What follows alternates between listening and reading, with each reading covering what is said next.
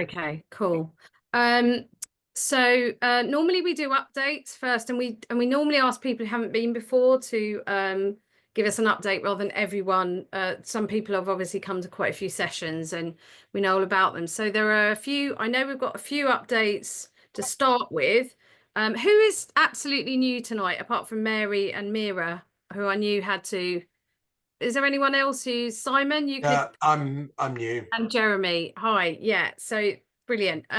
So we'll do as much as we can till 6:30, and then I think James is coming in, and then we'll probably have time to cover everyone before he comes in. If not, we can do some more after he'll probably talk for about 20 minutes, and then there'll be Q&A, and then we can chat again at the end as well. And we need to vote on our committee members as well. So we'll be doing that.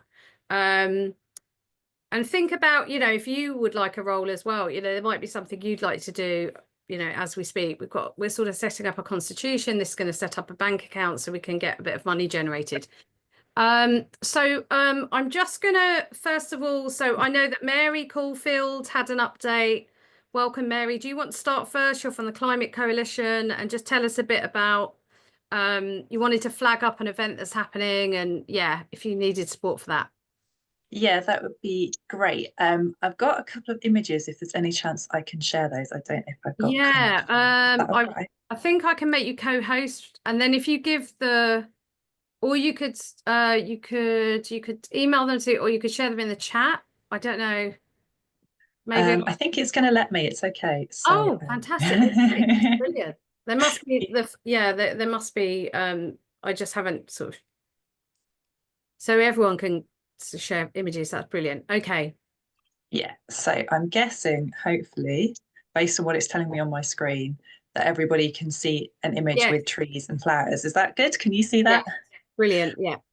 Perfect. Okay, so thank you so much for letting me join you all today. And I hope it doesn't seem rude that I've only just appeared and I'm already talking to you and showing you pictures, but I'm hoping that that'll be stuff that will be of interest to you. So my name is Mary. I work with the Climate Coalition. We are the organisation that, amongst other things, delivers the Great Big Green Week. It's been running for a few years now. In fact, this is the 5th year that it will be running for.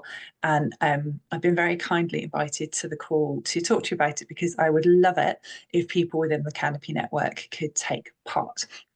So to give you a bit more of an understanding, I know a few of you are sort of familiar faces and may well be all aware of this, and so please bear with me. But Great Big Green Week is the UK's biggest ever celebration of action to tackle climate change and protect nature.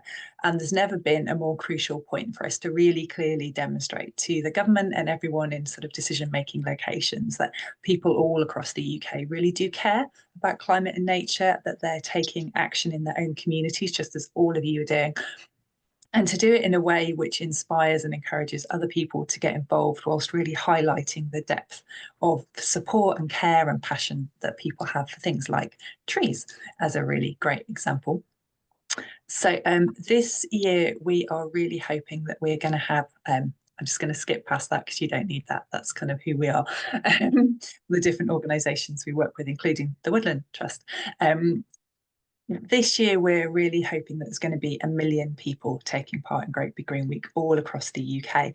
And that is all kinds of different events happening in community spaces, in woodlands and wildlife trusts, reserves, in schools, in the middle of town squares, all kinds of different things. But the thing that joins them together is that they're all celebrating the great work that's happening by community groups and community networks, just like the ones that you're all part of, which inspires people in their local communities to come along, find out more, and get involved.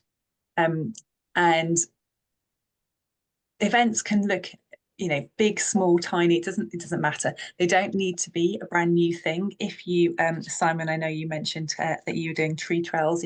If you're an organisation that maybe once a month kind of takes people on a walk to a particular set of important trees, kind of teaches people kind of why trees are important. Maybe you do that on the second Thursday of every month. Could that be a Great Big Green Week tree walk on the week that Great Big Green Week falls? That type of thing would be really, really brilliant. It's also a really great way to get more supporters for the work that you're doing. So Great Big Green Week is deliberately aimed at reaching people outside of the climate and nature bubble. And we know that consistently, year on year on year, around a third of all the people that go to Great Big Green Week events have never previously engaged with the group that's running them. So it's a great way to meet new people who can become supporters for you, who can become volunteers with you, and who can be inspired by what you're doing and go away thinking, yeah, I want to come back and I want to do more of this. I want to get more involved. It's also a good opportunity to kind of connect up with other organisations in your community, because often organisations that maybe don't have nature or climate as their kind of key focus are looking for something to do in their local area for Great Big Green. They're looking for a nature-based or a climate-based organisation nearby that they can join with, that they can encourage people to go to those events, basically. So our theme is Let's Swap Together for Good, and we're using that to really kind of talk about the amazing work that's being done. And we'll be showcasing as many stories as we possibly can around the great things that are happening. So if there's brilliant activities that you've been done, if you've saved a whole batch of trees, if you've helped to recreate a new woodland in a space that was becoming deforested, all of those types of things are the kind of stories that we want to be celebrating and sharing across media and social media of all kinds. We've got lots of resources and assets that we can provide completely for free for you and anyone in your networks if you are interested in taking part. And I'd be really happy to have individual conversations with any one of you about how you might be able to take part in Great Big Green Week. That's my very whistle-stop tour. I'm going to stop sharing slides so I can see your faces. I'm happy to share this with you, and just to kind of answer any questions people might Mary, have. thank you so much. When is it, please? It's June the 7th. It's the second week of June, so it's the 7th to the 15th. And will we have our own sort of local coordinators? Because I know in Haringey, I think there is someone, perhaps Pamela, who's in the Green Party, might have been doing it. Yeah. But So we get in touch. How would we get in touch with you? Is there an email or? yes, there is. I will drop that in the chat. I can Right. also share my slides with you as well, so you can. I'll put the link for those in the chat as well. Yeah, and we can connect you with community organisers and people in different areas. But yeah, it's a really, really great way to draw more people into your organisations and get them inspired. But it's also really, really important that right now we're all really showing in a really public way the amount of support there is for action on climate and nature. Yeah, brilliant. Thank you so much. Any questions from anyone?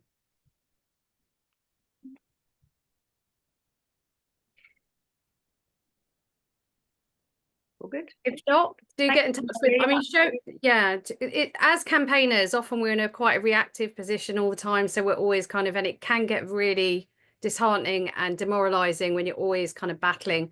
And so I think showing, as well as being in a tree group, I'm part of a rewilding group in Finsbury Park. And I'm trying, so doing those more proactive things as well, positive things, is good for your own mental health as well. And also it's a different kind of communication kind of, it gives different optics. So you're not only kind of, saying what's going wrong, but you're also trying to model good stuff, so that's great. It sounds fab. So if anyone wants to kind of get involved, get in touch from the local area. We've also obviously got the tree festival coming up, what's it called? The Urban Tree Festival. Urban Tree Festival, and your Ali's really involved in that as well, so in Plymouth, so that's also coming up, so thinking about that as well. I think when's that, Ali, actually? To the 18th of May. Okay, it's over 9 days. It's 2 weekends and then all the days in the middle. right. And there's events all over the country, really, wherever whichever cities decide to run it. So London, Brighton, Sheffield, Plymouth, Belfast, places like that. Has the deadline passed for getting an event to? I think it has, hasn't it? Yeah, it hasn't. Yes, the deadline has passed to upload your events onto their schedule on their website, but you can still run them and they'll still support you and share things for you on social media and all the rest of it. So just give them a shout or get in touch with me and I can help you sort of brilliant. Okay, fantastic. So our next update is from Mira. Mira, welcome. And it's about the cowfold v Rampion Is this a court? Is this some kind of proceedings going on? And it's against a wind farm. Do you want to tell us what's going on, Mira? And welcome to the group. Hello, thank you for letting me speak. First of all, it is Cowfold and not Cowfold. Cowfield, Sorry. as it seems to say on my logo on your. And we are actually not very far away from another campaign group called Save the Cowfold Oaks. It's the same village. Both issues affect us all. So I don't know if any of you know, but the Rampion 2 wind farm is an application went in. It's a national infrastructure project, and the decision is due on Friday. There'll be a lot of controversies about it, partly because of the sheer size and scale. It's bigger than anything ever built before anywhere. The wind turbines are 325 metres tall. That's as tall as the Shard, and very close to the South Downs National Park. So they've got big issues. But our concerns relate to the onshore substation that's necessary. And they have chosen a site very close to Cowfold, which, to be honest, is about the most destructive site they could have chosen. It involves the uprooting of hundreds of mature oaks, many of them veteran or near veteran, and many hundreds of metres of ancient hedges, of scrubland, which is home to nightingales, and priority habitat meadowland. So it's really, really damaging. And lots of red list species are there. It's by far and away the most environmentally sensitive site of all the initial substation sites they considered. It's by far and away the most damaging, and it's quite unnecessary because it seems obvious to us that they chose it for reasons of shareholder profit and convenience of construction, without really paying any proper attention to the ecological damage that they were doing. I mean, we obviously don't know what Ms. Ed Miliband will decide, although we're not optimistic given the current need for green energy. But I really just wanted to highlight it. It's been quite hard to get the message across to people, just because, you know, we obviously need green energy, but it really is important that we don't try and save the planet by trashing the environment. It's really beholden on us to tread as lightly as possible on the environment, the habitats, and so we're not making species less resilient to climate change by destroying where they live. And I mean, that was partly what I wanted to say, but also, you know, depending on what decision he makes, we are going to be needing potentially to raise money for judicial review to try and protect the site. And I just wondered, you know, if people had ideas, advice, resources that we could have access to, really. Sure, Ali? Have you spoken to any solicitors or legal professionals so far? Yes, we have. And I mean, it's essentially the advice is we have to see how the decision is made, because the judicial review is based obviously on how they have interpreted the law, rather than the rights and wrongs of the project in the first place. Sure. I'm just going to bring in John and then Paul. Yeah, I was just going to say, have you done a petition before? A petition? Yeah. Petition. I mean, we're way beyond that now. The whole DCO process has been going on for 2 or 3 years, and we've had an examination. Lots and lots of people have written in, but this is now going to be decided according to whether or not the decision has been made in a rational way and in accordance with the law. Okay, so it's more about procedure than the actual outcome. Okay, I just wondered whether, you know, sort of mass support might be something that might swing it. But... Well, mass awareness, it's been really hard to get widespread awareness of this. I mean, we've been writing to newspapers, to to the media, and there really hasn't been any interest. There might be once the decision is out, but there really hasn't been up to now. Unfortunately, the press like to get involved after it's happened and talk Yeah. about how awful it is, except they ignore your emails when you're trying to save something. Oh, I'm glad it's not just us then. Exactly what happened to me. I'm going to bring in Paul here. Hi, this is a point that I want to know, and also I think it might go towards whether you're going to get support for a JR. I think this is potentially one of the most crucial issues we face over the coming years. And it's something I keep thinking about: how do we balance the need for low carbon energy without destroying nature? And you'll obviously be aware that any attempt to stop damaging low carbon schemes on their impact on nature is going to get a lot of flack, and I've seen it online. So to be fair though, I have also seen attempts by people to kind of wrap up what I would term as NIMBY concerns over views in trying to save nature. So it'd be really good to know from you what is it about this specific site that makes it the most damaging, the amount of trees that are going to be felled, and do you propose another different site so this infrastructure could be delivered in a way that's less damaging towards nature?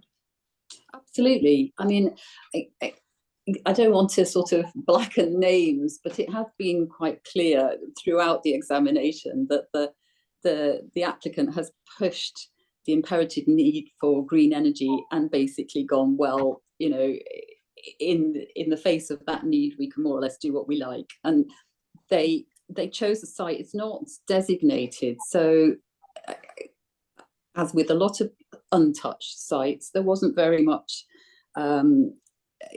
there wasn't very much in the way of records of all the wildlife and so on when they started looking, and but they took that to mean there was nothing there, and they ignored our evidence. We have actually now got things like, for instance, Natural England to accept that the meadowland that they said was totally unimportant and didn't pique their surveyors' interest is now actually recognised as priority habitat lowland meadow. It's absolutely teeming with wildflowers and insects and all sorts of things, and we have that evidence. We've counted the number of nightingales that are there. They're more dense there than they are at Knepp Castle, which is 3 miles down the road. And the county council have sort of said that it's quite clear that the loss of trees and the loss of ancient hedges didn't seem to be taken into consideration when they were choosing the site. So it's not just us being NIMBYs, which of course we are endlessly accused of. Yeah, I really hate that term actually, and I hate the way it's used. I mean, what I was going to say was, so that there are completely feasible other sites they could have chosen. Why do you think, just trying to get a bit more like understanding of it, why do you think they chose this site? Is it because, I mean, were there reasons?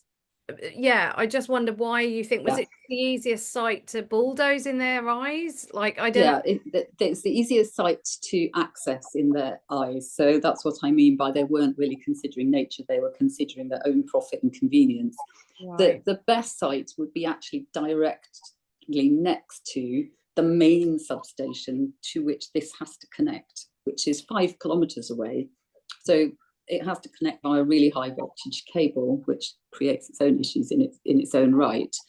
And because of the existing substation, unfortunately, the environment immediately adjacent to it is already destroyed, has been for years, and definitely doesn't involve the destruction of such habitats and doesn't require the removal of all these trees and hedges.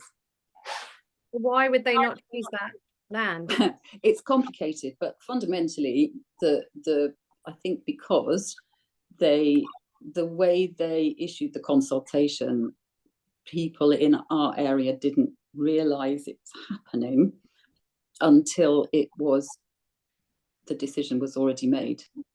Okay. So I think they thought, haha, we're going to get away with this. But okay.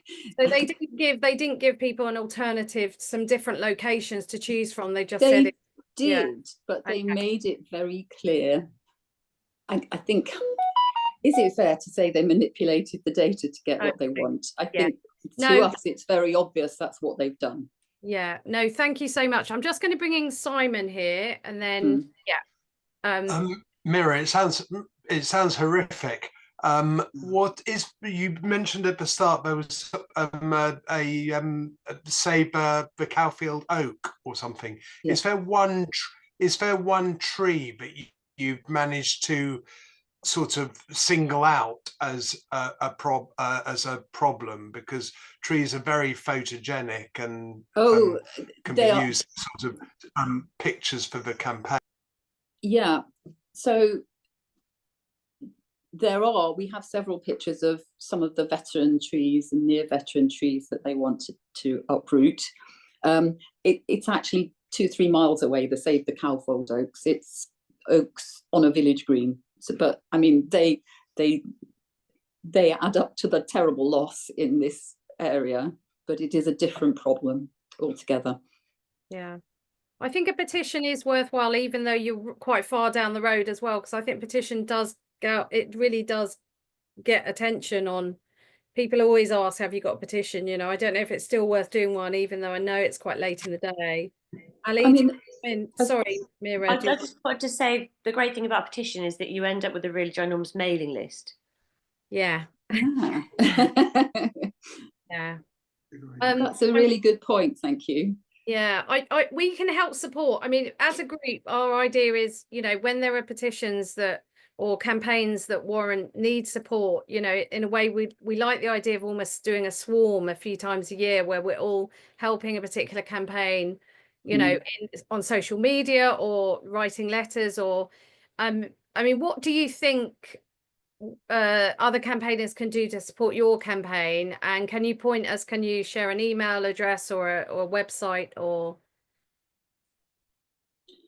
Yeah, I mean, I'll be honest, our website isn't the most up to date, simply because we have been spending so much time actually providing evidence to the examination. So, but yes, I can certainly give you our email address. Shall I email that to you, or to just? Yeah, or just share it in the chat, but we can share it in the notes afterwards, like when we send out our sort of post-meeting message. But how do you think, I mean, how do you think people can support other than sort of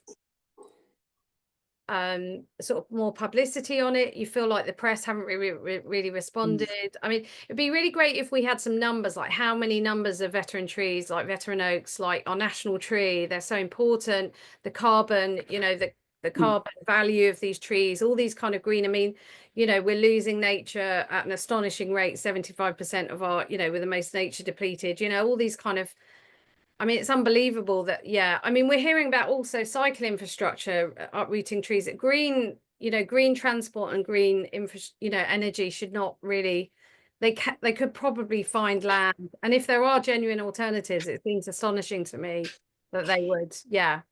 Well, we might discover on Friday that he's actually listened to us, but as I said, yeah. I'm not optimistic. Right. So, yeah.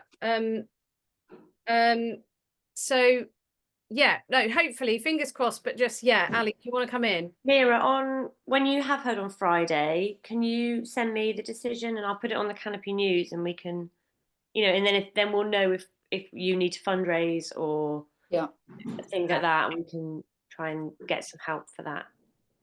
Yeah, I mean, that would be great. I think probably what I'm most hoping you might be able to do is spread the word, and also then therefore spread the awareness of the fundraising. The two go hand in hand, really. And sometimes it helps if a particular oak tree, like you name it, and kind of, you know, like the campaigner has done such a wonderful thing with is it the Dickens, no, what's the oak tree, the famous oak tree that's threatened by the Darwin's oak. Darwin oak. I mean, if you had like a couple of trees that you, or there were some particular, or even if you told a story about a particular tree, all those kind of things really help. But thanks so much. I'm really sorry it's a struggle, and obviously we need wind energy. It's a difficult one, isn't it? We need green, cleaner energy, but also we don't want to just carve up the rest of our countryside for as well, you know. So I get it, you know, it's a difficult one, and I'm really sorry we've got to sort of move on, but do absolutely put anything else in the chat before James comes in. Does anyone No worries. Thanks so much, Mira. Does anyone else want to give an update or say anything? I know Anne's put her hand up, and Simon as well. Just before, I may have to just interrupt you as James comes in, but yeah, Anne, do give us an update. Yes, I wanted to chip in because it doesn't look as though Alice is here tonight. And obviously she told you about the campaign to stop the trees being felled for a cycleway in Coventry. I've checked with, well, they lost basically, they lost the judicial review. I checked today to see what the reasons were, and basically the judge said it could only be they could only do it on the basis of the decision being that the council had taken being lawful. It didn't include any of the merits or even anything to do with safety. And the council lied about, they said they'd got to start on the 12th of March. They haven't even got it programmed in for this year.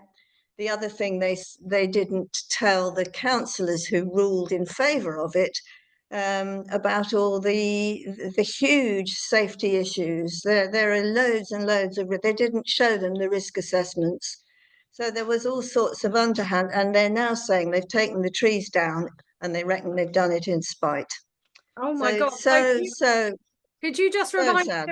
Could you remind us of where this is, please? Sorry. This is Coventry. This is an extension of a cycle route in Coventry, where basically they've taken all the trees down, they're going across people's houses where they have to back out into the road. There are loads of safety issues. And I mean, the council started off by saying, oh, they'd all got dash dieback. They haven't. Right. It's just been completely fiddled, and it's very, very sad. So you telling me And the trees have been cut down, but the project is not being allowed to go ahead? Not this year, but they told the judge when Alice took them to judicial review in London, they told the information council gave was that they needed to start on the 12th of March, and it's not actually programmed in this year. So the whole thing has been, it's just, terrible. And they, the people there are distraught, but what can you do? Yeah, I find it astonishing that I'm a cyclist, but I do not want mature trees cut down for cycle routes. Ali, do you want to come in here, please? Just quick question. Was it, you didn't have a judicial review? You didn't get permission for one, is that right? Or did you? Well, they did. They were told in Coventry by, I don't know, legal people that they felt they could win, and they went to judicial review in London. Alice came on the last meeting and told us about it because it was going to be 2 days after the meeting. Yes. So she went with the Coventry people and the council. They're ending up having to pay council costs.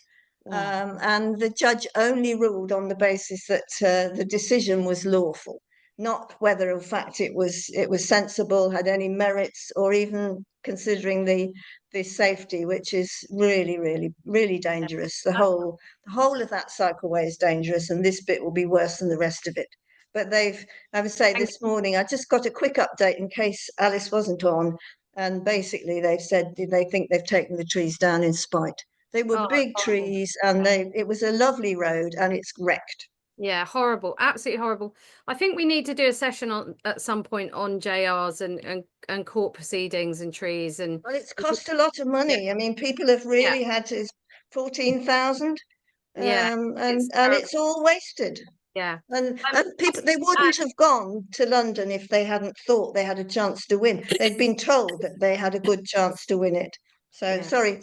No, that's absolutely fine. Just aware that James has come in, and we're going to hear. So Simon and Julian, would you mind sort of updating afterwards? Is that okay? Because James has just come in. If that's all right, if you can stay to the end, the last hour, is that okay? That's fine. Hi James, are you okay there? How's your connection? Are you all right? Brilliant. Hi Joe, can you hear me? Yeah, really, good. really well. You should be. Yes. You should be able to. If you've got any slides, you should be able to share them. I'm just going to introduce you. Shall I? Okay. This is from what you sent to me. Yeah, is that okay? A little summary. Welcome. Thanks very much for coming along. James Chambers has been in the ARB profession for over 25 years, first as a tree surgeon, then local authority tree manager, and now he's a principal arboricultural consultant. He surveys and manages tree populations and risk, undertakes specialist investigations, and is an expert in using sonic tomography, micro drills, dynamic load tree stability testing, etc.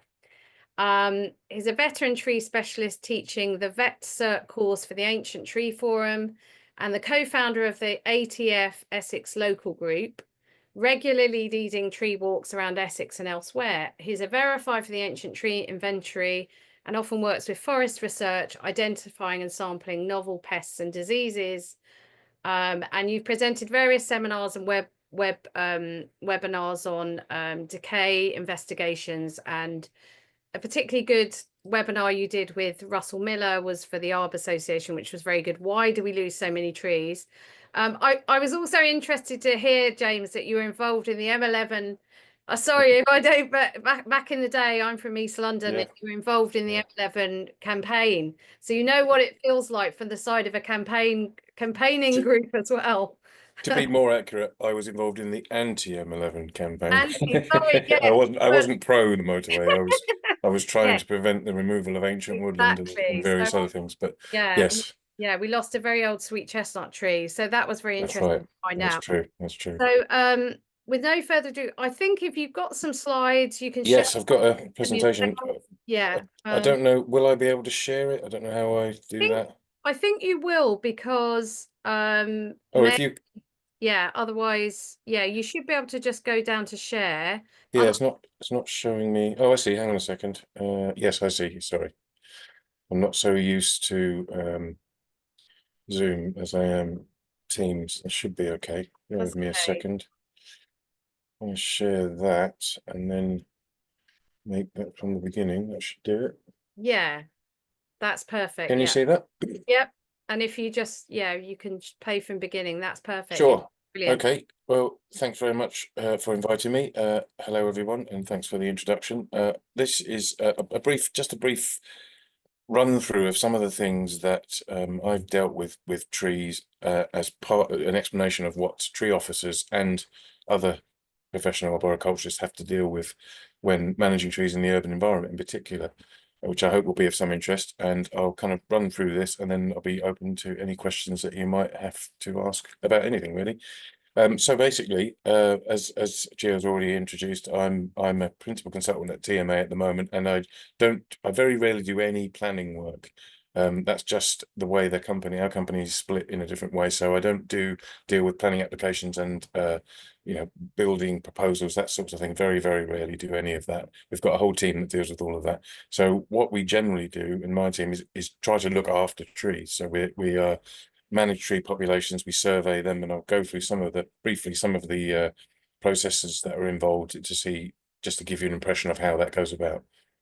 So, I mean, pretty much everybody loves trees like this. If you ask anybody if they love a tree, they say, yes, that's beautiful. Yes, they're lovely. Yes, they're great.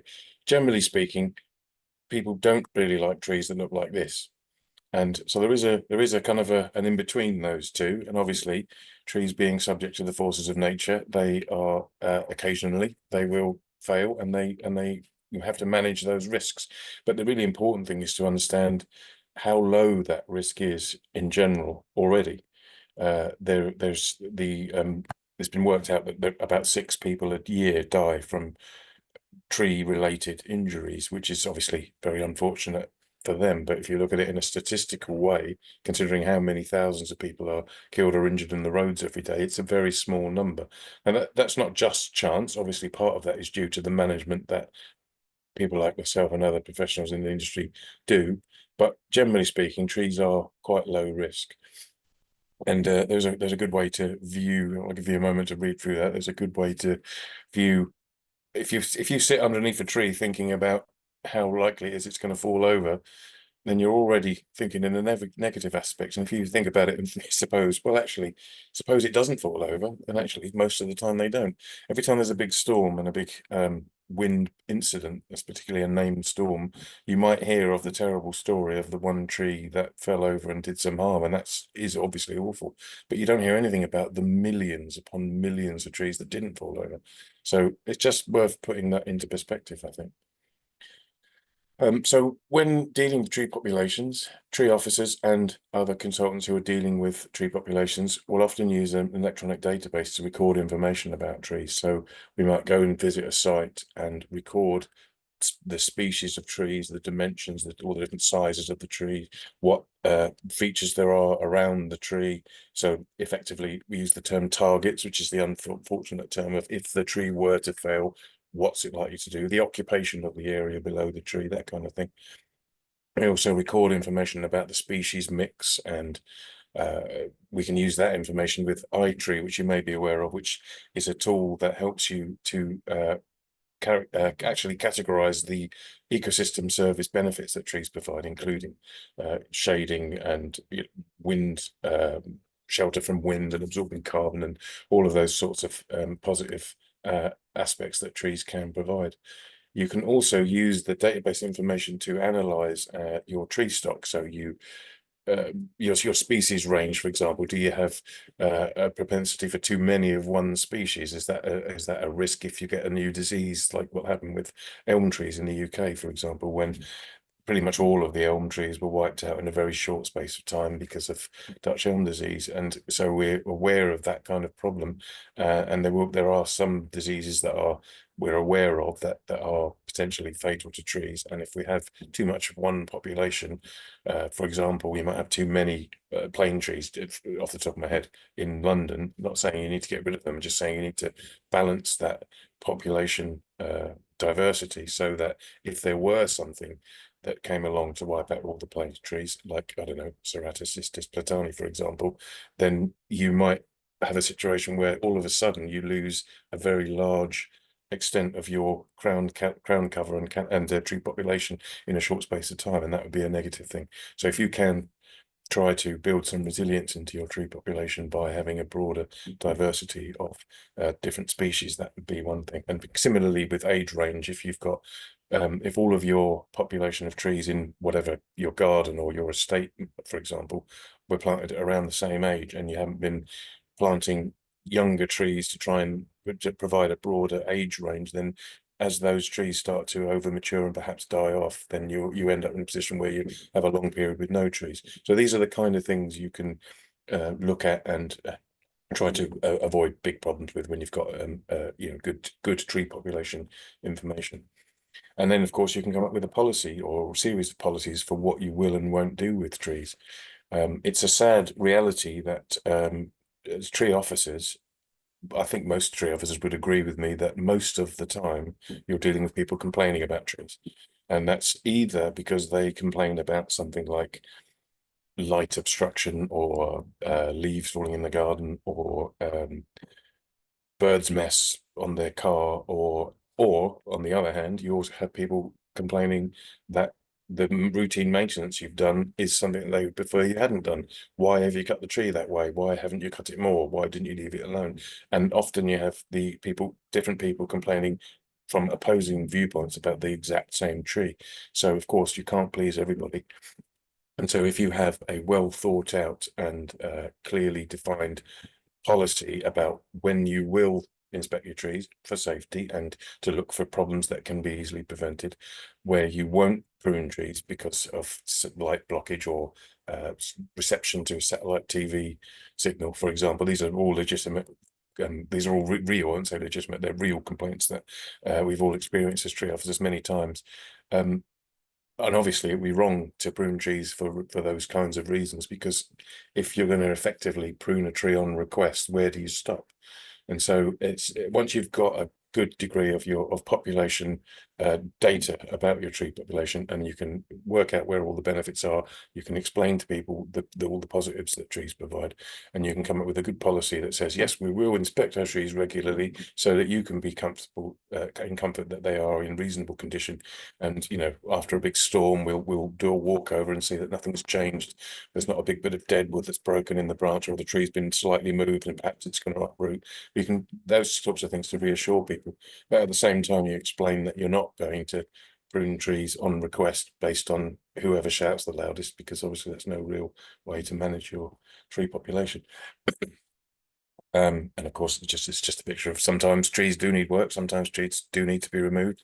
There are a variety of reasons for that. Perhaps it's a safety issue, but the tree's been deemed unsafe and it's likely to collapse, or perhaps it's been weakened by a storm. Perhaps in some cases it's been implicated in a subsidence claim where a building's been damaged and it's been the tree has been implicated following significant research into the specifics of that problem, and there's evidence that implicates that tree. It's very unfortunate that it does happen with clay soils. Trees growing in the soil can affect the amount of water available in the soil, which can cause it to settle, and then the building can be damaged. So these are problems that do occur, but we just need to be sure we've got enough evidence in situations like that and not simply overreact. And of course, there are arguments and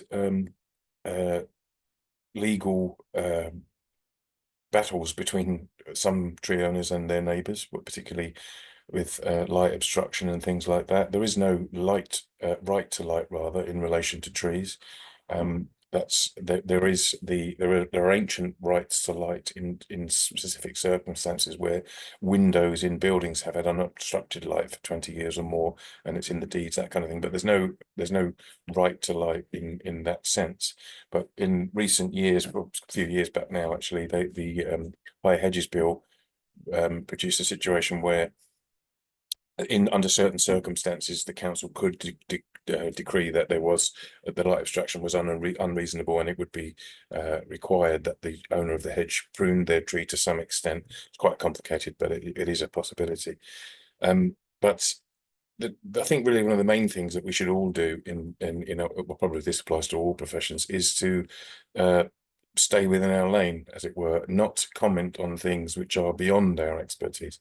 So if I was asked to, I have been asked on many occasions to go and look at a situation where someone was claiming that trees were blocking light, and I was asked to resolve the situation.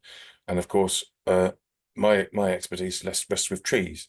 And so when I can give an example, when I've been asked to go and assess a situation, and I had to politely say that it's not my area of expertise. I'm not an expert in lighting or shading, and I'm not an expert in how these things work, but it's just my opinion, my layman's opinion, that it's just possible that the shading is being caused by something other than the trees. And this is the genuine complaint. I was asked to prune trees to resolve the shading situation in this case. What I did do was make an application to the local authority to remove the top 2 floors of the nearby buildings, but I hadn't heard anything back on that yet. One of the other things Gio mentioned earlier, is the different technologies that are available to us to assess tree condition. And these are really tools to help us make more informed judgments about the condition of a tree. In this example, that tall pole you see in front of St Paul's is a pole, and on top of that is an anemometer for measuring wind speed. And one of the pieces of equipment here, you can see at the bottom of this tree, this is a different situation. Those are inclinometers, which measure tree movement to 1/1000th of a millimeter. So we can measure very precise wind speeds and precise movement of a tree. And using the specialist software that comes with the equipment, we can assess, after a long period of that, we've got enough data from both the wind and from the local movement of the tree. We can produce a safety factor when we suspect the tree is unstable. That's one of the tools that we use.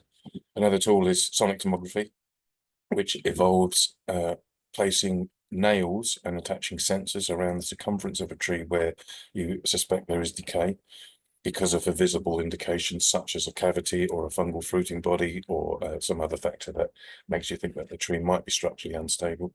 And you pass the sound waves across the trunk, and these basically measure the speed between the sensors, and the speed is generally speaking is slower where the wood is decayed and faster where the wood is intact. And so it's a very useful tool for giving you a good impression of what's going on inside the trunk of a tree without having to do any damage to the tree.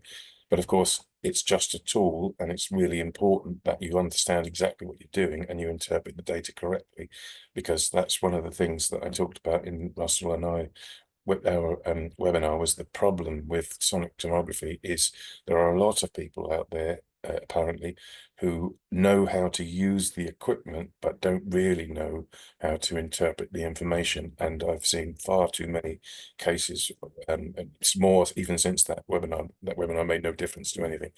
Some individuals may have been, quite pleased to understand a bit more about it, but it's quite clear that there's a big problem with some individuals, for whatever reason, producing results which are inaccurate and unreliable, and then not understanding the limitations of the equipment. So the point here is that this is a tool that you have to understand the limitations of. It is a very useful tool. It is very good, but it can be, unfortunately, misrepresented, and it can be have a negative impact where people don't really know what they're doing. So I'm continuing to work hard to try and raise awareness of those problems, particularly for people who will never use this equipment, who will never experience this equipment, but who might receive a report. And if they have a report which says this tree is dangerous, you need to do something with this tree, but it's based on poor information, how would they know? They don't know what this equipment's for. They've been given a report by an expert who's telling them the tree needs to go, based on, in many cases, on very poor and unreliable information. So what my next plan is to try and produce impartial advice for people who receive a report, to say these are the questions that you should be asking of the person who's provided you with the report. And if the report is clear, then it won't be a problem. But if there are problems with that report, then hopefully it will prevent people from saying, well, I've got this report saying I've got to remove this tree. If they have the kind of wherewithal to say, actually, I think there are questions about this, and to find some more information before taking such drastic action. Because I've seen so many trees removed completely unnecessarily on the basis of really poor reports. But on the positive side, there are far more trees saved by reports like this when it's done properly. This is just another example to show you of how it works. The blue and the pink areas are slow readings, the green area is intermediate speeds, and the brown is fast. So this is a tree that's got a big significant hollow in the trunk, but actually the vast majority of the trunk across that height is intact. So the hole and the cavity doesn't really matter. The tree is adapting quite well. And so this tree, I didn't recommend any further works, because actually the tree's coping quite well despite the obvious large wound. And so this is a reassurance. The result of this report is that I can say to the owner of the tree, you don't need to do anything about this tree, just keep your eye on it, just monitor it. And that's, generally speaking, what happens with the majority of trees that I test in this way, because trees do generally cope very well with decay. Obviously there are exceptions, but that's what we're there to look for. The micro drill is another tool that we use in conjunction with that tomograph, which is just a very narrow drill which drills directly into the wood, measuring resistance to drilling, because in some occasions the different types of decay can be represented differently in a tomogram. So again, it's another tool. It's slightly more invasive, because obviously you're drilling into the trunk, but it does provide useful information which can help to determine what's going on with the tree and whether or not you need to intervene in any way. And basically we all start with a hammer and a probe. I've got a screwdriver there in that picture. If we don't carry around that kind of equipment, it's very it's bulky and it's very expensive, and it's all those sorts of things. So we wouldn't just bring that around randomly. If we're doing a normal survey, generally speaking, most of us will have a sounding mallet, a nylon mallet, and a probe. I use a screwdriver, but you could even use a twig or a branch from the ground, just to help assess a tree when you're doing a basic visual assessment. And it would only be following something like this that you might recommend further investigation, if you really think it's necessary, if you didn't feel that you'd learnt enough from the tree using these tools.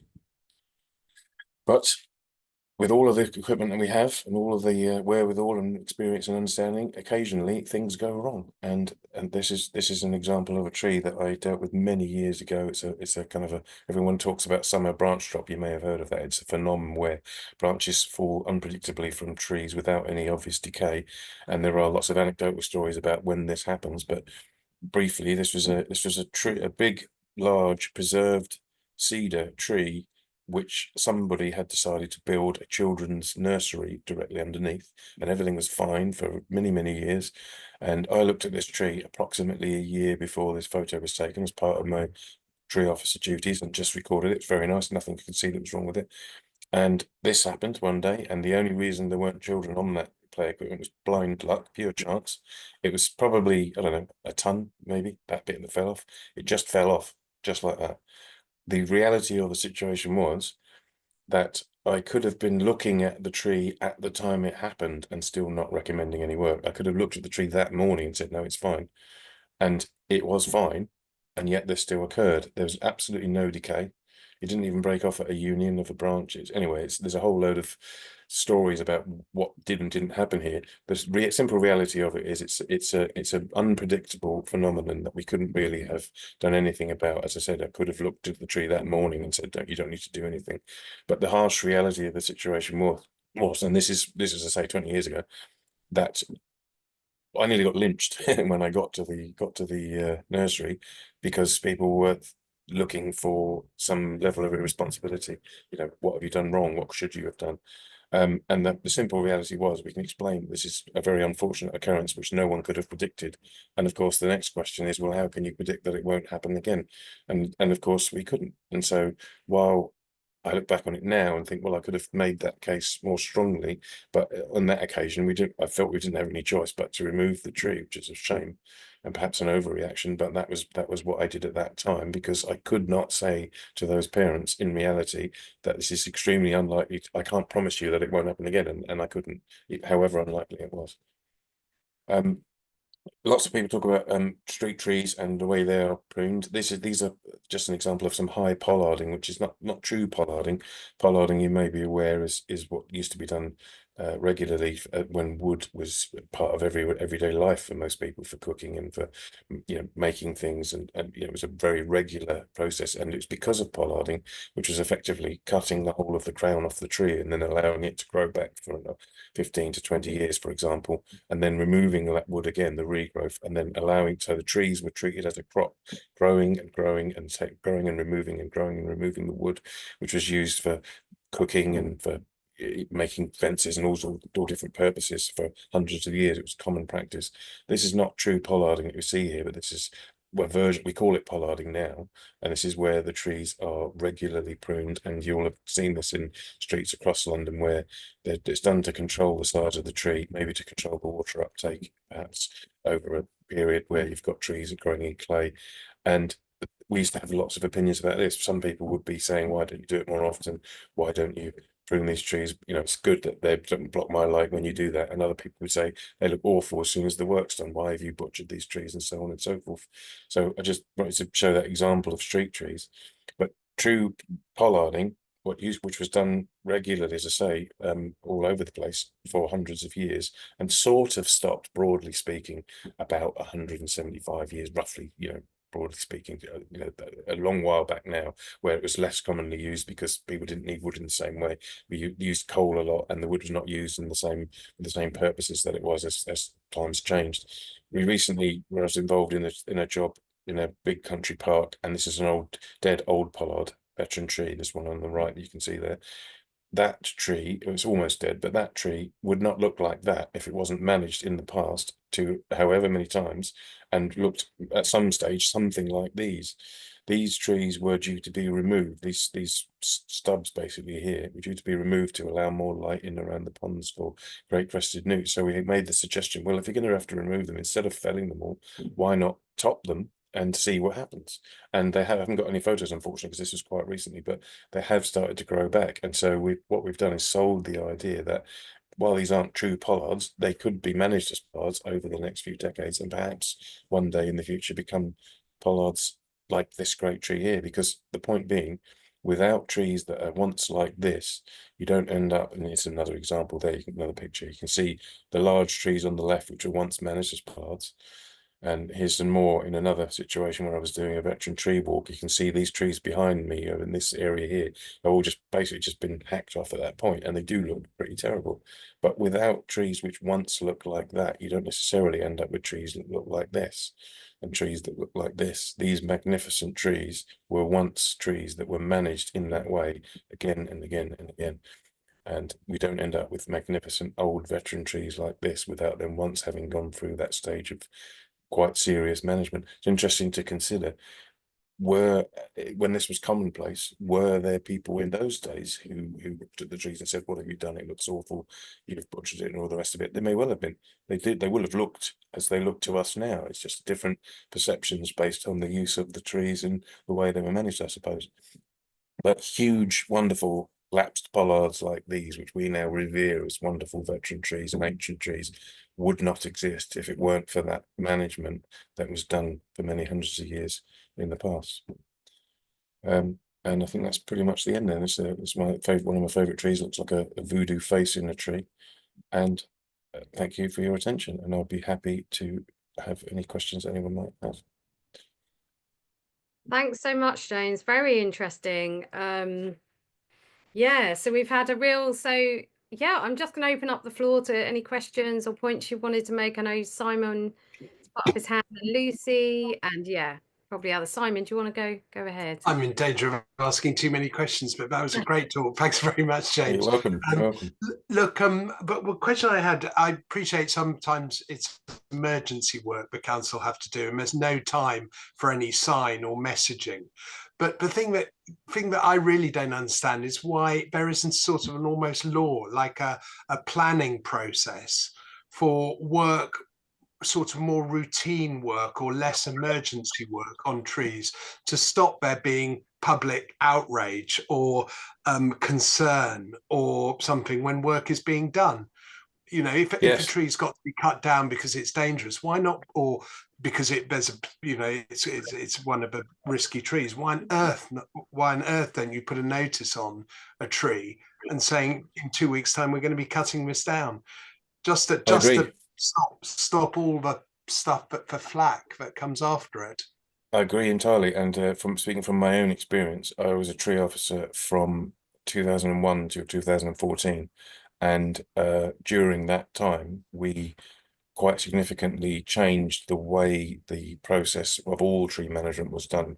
I won't go on about that, but we completely, from what was there when we started to what was there when I left, was an entirely different ballgame. And as part of that process, we did do exactly that. We decided that instead of felling trees without letting people know, and with inviting that kind of outrage and the massive flare up of information, we did exactly what you suggested, because of course it all depends on the various local authorities. There's no one rule that applies in all situations for all of them. But what we did was, where a tree wasn't considered imminently dangerous, and to be fair, it's rarely the case that they are so dangerous that you need to do it immediately. It does happen. A tree can be hit by a vehicle, for example, so that is a possibility. But in cases where it were not imminently dangerous, that's exactly what we did. We would let drop all of the houses that were close to it in the street. We would put signs on the trees, and we would announce that we were planning to do this. We'd explain why we were going to do it, and we'd also say that we were going to plant replacement tree in the following planting season. Generally, you plant trees in the winter. You can plant them anytime, but generally speaking, you plant them in the dormant in the winter. And so that did change the way that this work was perceived generally by the public, and most people then accepted that, and we got far fewer complaints because we had to let people know and explain why. Yeah, I think that's how I would think about it. Could you see any way of making that a sort of a legal framework around that? I suppose it wouldn't be impossible. I mean, given the, I mean, it's almost a common sense thing in a way, isn't it? Given when you're given the reason that we talk about these things is because of the various cases we're all aware of where there's been such outrage at trees being removed without necessarily any explanation, or perhaps what we don't perceive as a good reason. And of course, there are often reasons that aren't obvious. And so the tree officer's lot is a tough one, because the tree officer's making a professional decision, but I'm able to say this now as an ex-tree officer, the tree officer is very rarely in control of that situation. The tree officer will make the recommendation based on their professional assessment, but then they have to answer to councillors, and they have to answer to the councillors are answering to the public, and so quite often there will be a real awkward situation that isn't as clear cut as it might otherwise be, because of various views and opinions that sway the situation. But generally speaking, you do go on. Okay, sorry. I was just going to say, obviously, Simon, you know about the public duty to consult, the new piece of legislation. Yes. Yes. So that is the piece that's supposed trying to fill to a certain way a little bit of that gap in. So there's a duty now to consult when felling public trees unless they're an exemption. Yes, Yeah. it does also, it's an awkward term. I think consult isn't necessarily the most helpful term because, you know, tree officers are only in the business because they love trees. That's the reason they've got into it. Nobody goes into a business to just because they hate trees. There's nobody's going to do that. But if they are planning to remove a tree, it's because there's a good reason. And so I think consult almost suggests that it's going to be a vote on whether the tree's going to be removed when it isn't. And so I think it's important to inform and to help people understand. And I think that's really important. But you know, it's terminology. Yeah, I mean, just to come back, I don't think anyone here believes tree officers go into the job because they hate trees. I mean, no, of course not. I've heard that before. I've heard that used a few times. I feel it's a slightly straw man argument because I think what happens is that often tree departments get compromised because the highways teams are involved. There's telecommunications staff. Yes. They're constricted by budget for budgetary reasons. They have absolutely staff.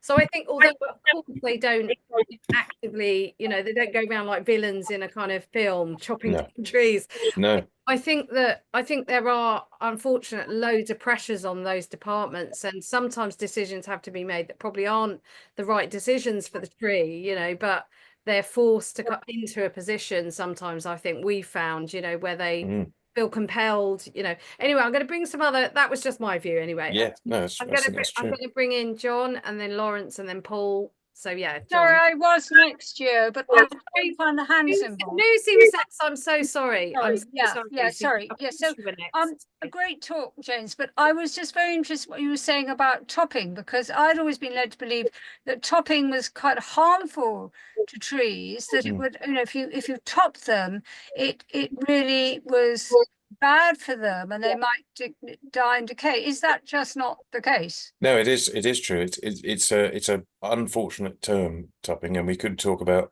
the terminology to great detail. So literally cutting the entire, basically whenever you reduce or cut a tree in any way, it is harmful. Any cut to a tree is a wound. Now if it's done with, you know, good pruning techniques, then it's a small wound. It's almost, you could compare it in a sort of a way to a haircut, for example. But when you're talking about pollarding a tree, which is not the same as topping exactly, it's basically removing all of the crown, all of the tree's energy factory, and then, which sounds like a terrible thing to do, and if you look at it in those terms, you're obviously harming the tree.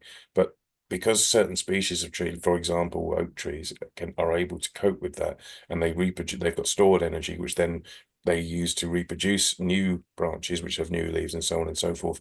That process is what's been done for hundreds of years as pollarding, which is what one of the main reasons we have so many old, veteran and ancient trees now. I'm not saying we need to return to that because we don't use wood in that way, but in that example where those trees that I showed were due to be removed anyway, what I thought, what's the harm in leaving them with some chance of growing back? It is significant damage to a tree when you cut the top of the tree off and leave a great big wound top. Yes, of course, for that individual tree, it's not a positive thing at that stage. It is going to introduce decay. It is going to leave them exposed to pathogens and all those sorts of things. We don't really know what's going to happen with any of those individual trees. Some of them may die because of the physiological shock from that significant work. But the reason we've done it in that location is because those trees were going to be completely removed otherwise. And so there's no harm in doing that to trees which any part of that tree that continues to survive for now will be of some use. And it's also helpful to us to see what happens to those trees in the future, which may, theoretically, some of those trees may go on to develop decay and hollowing, which we see in the really old trees, which are positives for wildlife habitat and that sort of thing. That's great. Thanks very much. So it depends on the sort, because just quickly on the topping. Yes. So what we're seeing is a lot of our street trees, our planes are being topped now, which ironically is making them more unstable. So it might be placating the insurance claim for the insurers. So the root, but actually, ironically, it's it's making them more unstable and probably unhealthy. I'm just going to bring in John, and then Lawrence. Yes, I don't think it's not really making them unstable or unhealthy. We can come back to that a little bit, but it's right, it's not necessarily. I mean, it's more complex than that. But okay, but I can elaborate on that matter some made more. them more unstable. Could make a tree more unstable. No. No, not necessarily. No, it's not automatically the case. I mean, it's trees. Anything you do to a tree, remember that trees kind of react to it in tree time, which is much slower than human time. So, a tree that's growing out in a field that gets damaged in a storm, but it's not topping, but a top might tear out of a tree because part of the tree's natural dampening process is to lose the smaller parts to save the larger parts, if you like. And so that wouldn't make the tree unstable. Oh, right. Okay. We'll come back to topping. Okay. Yeah. We can Interesting. talk about that in as much detail as you want, but I don't want to. I know there's more questions. So. Okay, John, do you want to come in?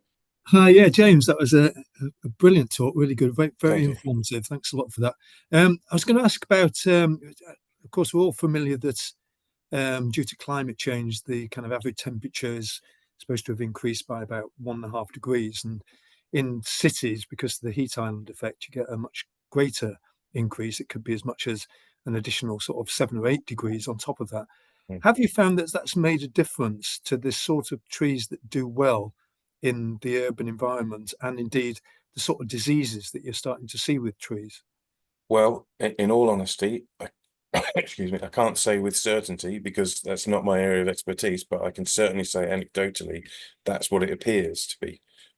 There are certain fungi that I've seen, which I've noticed, and this is true of many of my colleagues, where we've noticed them appearing on tree species where we have not seen them before. I don't know if that's directly related, but it could be. There are certainly a number of new, shall we say, diseases that have probably been around for long periods, but have now become more noticeable. I mentioned, Gio mentioned in my introduction that I do quite a lot of work, just completely voluntarily with forest research, where if I see something of interest, I'll take a sample and send it to them because they are a small team. I mean, it's a governmental agency, but there's really not many of them in that place, and so it's really helpful for people who are out looking at trees all the time to keep looking for these things using Tree Alert, which is any of us can use, by the way, which is you can basically use it on your phone to take photos and record things that you find. So I do that a lot, and I found recently, I could list a few of them. There's no point in me just telling you the names, but there are several pests and diseases that not discovered. I've noted and not heard of previously, and I've sent them to forest research, and they've gone, oh, we've not seen this before, and then it's become something that we've noticed more and more of. And there are several of those, and that may well be related to the increase in temperature. I can't say definitively, but it seems a reasonable assumption to make on my part. But yes, probably. And the same thing with tree species. There are lots of different species, which some tree species appear to be. Again, it's so difficult because if you might be looking at an individual tree and judging trying to judge a whole of a species based on that individual location, because every tree is an individual and the location's different and so on and so forth. But I have seen various things which anecdotally we've said could be related to the increased temperature and climate change. It's likely to be a problem. It's definitely going to be a problem. All of the predictions say that tree populations are going to change because of the increase in temperature that we're going to experience. Yeah, I think in Bristol they're looking at perhaps some slightly exotic species like I think that's a good idea. I mean, and things like that. Yeah, I do think more resilient to high temperatures. We're going to have to do that, but we can also, quite interestingly, we can also have some of the species that we're used to, but with provenance from an area where it is a warmer climate. So we can import seeds from a place where those trees have grown in that warming climate, but still the same species. So there's a broad range of options. So they have genetically adapted, even though they're the same species. Yeah, if they've grown in that climate, then yes, even though they're just used to that. Same with people, isn't it? Yeah, that's right. Yeah. Okay, thank you. That's interesting. Thank you, Lawrence. Do you want to come in, and then Paul? Yeah, hi. Thanks very much. Thanks for the talk. Great. I'm a fellow arborist, or training more to be an arborist. I should say, come out to my PTI next week, which I'm Nice. very much looking forward to. Excellent. Just a slight another note on pollarding. I believe, I think from what I've read, that it started about to stop the livestock eating the leaves. So that's why it's typically about 2 meters in height. Otherwise, it would just be a coppice. So Yes. Bit of an interesting fact there. We do That's a lot right. of high pollarding, repollarding. Yeah, I think it's fantastic. But my question would be about the resistor graph, you know, the PICOS and everything like that. I know there's no formal sort of training. I've spoke to a lot of guys in the industry who are trying to sort of set up a training course. There's at least a you know, maybe not as far as the British standard. I don't know how long it would take to get on there, but some kind of industry standard and recognised qualification or certificate. Are you aware of any sort of movement in that direction? Yes, I've been working with the AA. Well, I say that the idea is born and we're talking about it, but again, we're all just so busy and difficult to try and move things forward. And there is a guy, I've forgotten his surname, but Phil, who I spoke to some while ago, is working with Lantra to try and develop I think it's a training course. I'm not sure if it's certificated, but I think it's really important because, as I've said before, there's so many bad examples out there. And again, I'm not having a go at any individuals because I've seen some cases where it seems to me someone's working at a company, they've been told how to use the kit, sent off to go and detect decay in a tree, not really knowing what they're doing, have come back with a result they don't understand. I've got to give the client something, and then instead of going, I don't know, and I'll get some help, they've gone, well, I'll just tell them this and reduce the tree or fell the tree, so then there's no risk. And that's very unfortunate. And I think that they shouldn't be in that position. And you know, perhaps they could have made a different decision, but it's a big problem. And you know, I'm good. So that's one of the things I'm doing, in amongst all the other things I'm doing, is working hard to try and help stop these instances of this happening. And so training would be good. And I would like to help develop a training course with the AA, but it's just resources and time at the moment. Thanks. That's so interesting, because I remember in the webinar you did with Russell about how he was saying that people, you know, are taught arboricultural, you know, practice in such a sort of black and white binary way, and there's so much kind of uncertainty around trees, and that maybe tree people should be more like own that a bit more, like the uncertainty, because everyone wants answers, don't they? They want, and there is so much unpredictability. And then it's obviously, you know, maybe slightly less experienced sort of tree you know, arborists are kind of feeling like that, yeah, got to provide an answer, and that kind of you know, in a way they should maybe be trained to be more confident about expressing the uncertainty factor. Yes, and really the most important thing is to have a balanced approach. It's not always possible to come up with an absolute certain answer, but you can say that on balance, based on all the evidence I've gathered, whatever that might be, I think this tree is okay for now, and you just need to keep an eye on it. You just need to monitor it. These are the reasons. You can explain that there are really good systems out there for quantifying tree risk. There's QTRA. I can see Mike Ellison's in the thing where QTRA is a great system because you quantify the tree risk assessment. You can look at where the tree is going to go if it were to fail, or where the part of the tree would go. That's the first thing. Then you look at the size of the part that you think is most likely to go. Is it the whole tree or the branch? And then the most difficult part is the when and how, and it's the guess. But if you're saying when is it going to go, you have to give your best assessment based on your experience and understanding. But if you've got a position where it's very unlikely that there's anyone going to be there, it's already low risk. And you can't, it's impossible to remove risk. It's impossible to reduce the work that would be involved in trying to reduce the 6 deaths a year caused by trees even lower would be fantastically disproportionate, because it's already an extremely low number. Obviously any death is a tragedy, but you can't make that number lower by what you're going to do, you know, inspect every tree every day. You know, not allow anyone to walk under a tree. There's no way you can do that. There is always the element of unpredictability, and you have to own that, but not be blasé and flippant about it. But if you can quantify the risk in a measured way and say this is a low risk, it doesn't mean there's no risk.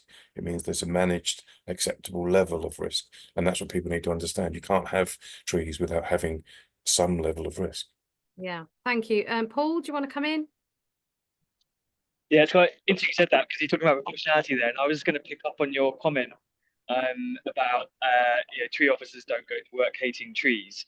Yeah, but also tree protesters don't, hate the disabled who when they're apparently trees to be cut down for the disabled. We don't hate people who might be killed by trees that could pose a risk.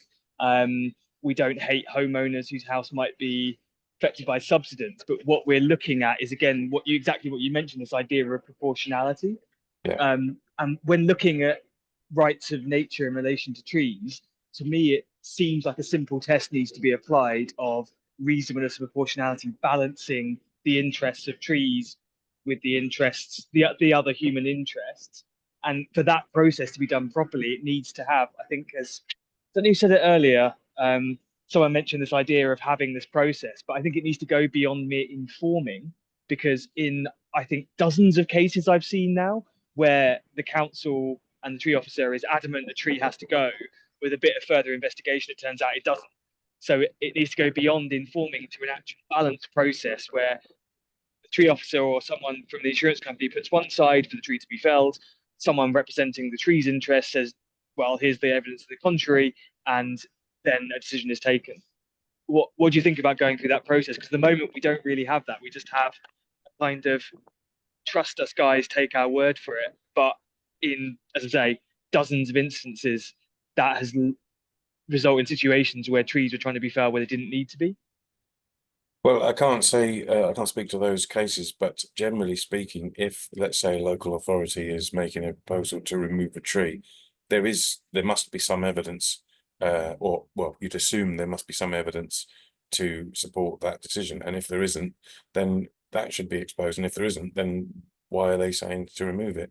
I think it can be very complicated. Cases like subsidence, for example, are often phenomenally complicated, and unfortunately, they very often come down to money.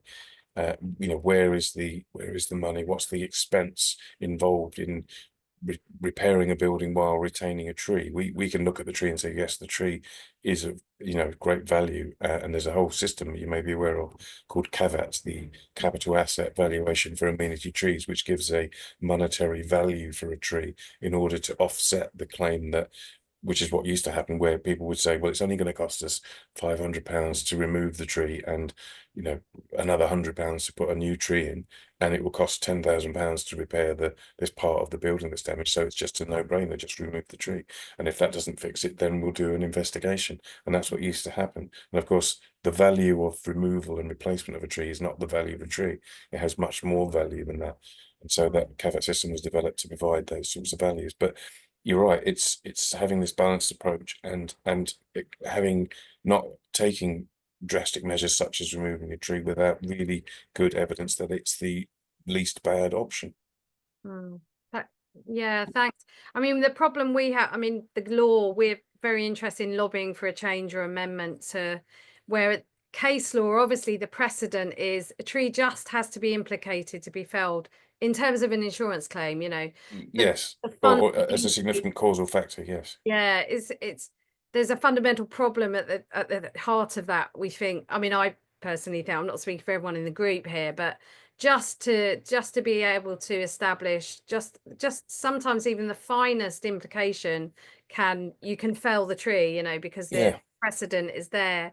And I think that's wrong. I agree. Yeah, and because obviously in the climate and nature crisis, it's like, it's just a flimsy precedent really that needs challenging, which was very difficult to do. Absolutely, there's a big problem in my view with the way the law works about property ownership and that sort of thing. The fact that a tree which provides, let's say, a great big oak tree which is providing a whole host of ecosystem service benefits, amenity value, everyone enjoys the tree in the street, it starts to damage a property. It is the cause, it is implicated in the court, and because the property owner is at loss because they would have to pay for their building, the law says, well, it's fine to force the owner of the tree to remove the tree and to help resolve the situation. I think there's an awful lot that should be different about that. I've no idea how you'd go about changing that, but I don't think that's the best way that things could be. I think that's a very negative way that things could be.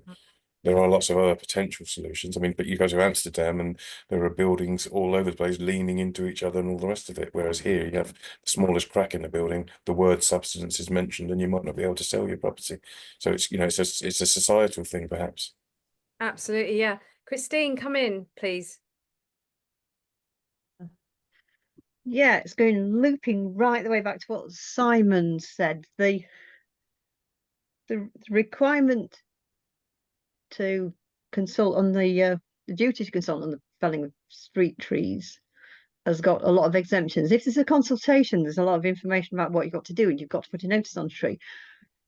But if the tree is exempt, which is what's happening, most of the trees are condition fells, the council is required to have evidence, but they aren't required to notify people that the tree's coming down. And as most fellings are condition fells, I think this is a bit of a hole, and maybe the way to resolve this is that we actually lobby for a change in the guidance to say, by some means, you need to tell people what's happening, because somebody goes to work and come back and there's just there's like 3 inches of stump on the floor, or it's completely flat and just a little bit of sawdust. And you go, well, you know, why did you fell it? And they just go, well, it's dead. Well, it's gone. So it's hard for somebody to say, to look at it beforehand and agree with themselves it needs to come out. Because in Sheffield, we've got a map. So, and the notice goes on a tree 2 weeks before, at least 2 weeks before the tree's felled. So anybody can go and look at it and understand why it's coming out and ask a question. Yeah. If they want to ask a question. And I think that's the gap. Yeah, So the I mean, there majority should of fells are exempt, but people aren't being told about it. So people's anxiety about trees coming out isn't reducing. Okay, yeah. I mean, it's in an ideal world, any local authority is going to have a database full of tree information, which will explain the reasons why a tree has to be removed, or a decision has been made to remove the tree. And that should be that there's no reason I can see why that information should be made available to those who are interested in that. But just on the other hand of that is, of course, as I'm sure you'll all understand, that most local authorities are very strapped for resources in all ways, and there are some councils where there's a huge borough where there's only one tree officer trying to deal with everything, and so the resources available to the tree officers are often a factor in these sorts of situations. Yeah. Oh yeah, it's true, but they are required as part of that duty, right, to have evidence to prove that a tree is exempt, which is available. And there is also some funding. Councils are able to apply for some funding to help cover the cost of the duty. So yes, good. And of course you're absolutely right. Regardless of the duty to consult, they should have information about those trees, and obviously they shouldn't be removing a tree without what they consider to be a very good reason, which should be straightforward enough to explain to any inquiry. Yeah, sure. I think there's just a bit of an information gap that perhaps, we could try and fill. Yes, yeah. Well, I think you're asking the right questions, so I agree. Ali, do you want to come in? Yeah, hi. Yeah, thanks, James, and that was a great presentation, and also thank you for helping me with a little tomography scan issue we've had recently. And my question is related to that, but also to what Paul said. So, just I sent James an image of tomograph. I don't know how you say it, tomography issue image. Yeah. Just to look at. So we were told recently that quite a high-profile tree in a park was going to be felled. The council had got in some experts to do a scan because they were conscious that there was going to be some pushback. It's in a very busy area right next to a cafe, like literally in the decking of the cafe, and there's been a petition because no one knew anything about it until it was too late. You know, the classic lack of communication issue. And the council have now asked the arborist if they mind sharing the report. So I don't know if we'll get to see the report, and it would be a shame if we didn't, because I think transparency is really important. And if people can see that there's an issue, if there is an issue, then that would help sort of appease people. But I wanted to ask, in your experience,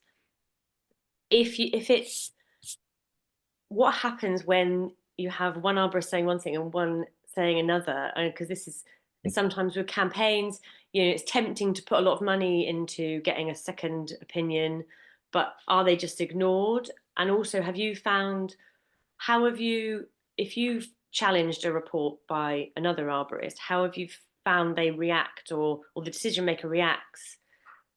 You know, Well, it's difficult to say in an absolute way, because obviously every situation is different. But I was very pleased. One of the ones I mentioned in that webinar, in fact, one of the last ones, where a tree that was some idiot set it on fire, and there was a really poor report which said you need to reduce the crown heavily. And because of where the tree was, the council thought, well, if we're going to have to do all this work just to reduce it, we might as well fell it.